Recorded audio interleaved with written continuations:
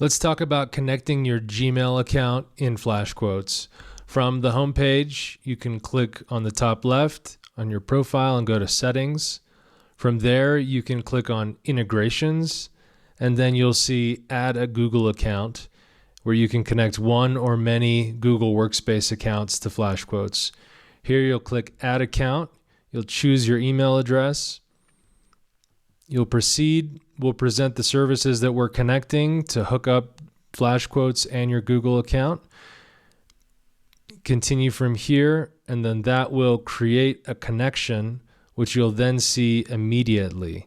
A couple cool things that are enabled by this are calendar syncing, send from Gmail, and Gmail inbox to allow you to view and manage and respond to contacts for quotes directly from within Flashquotes.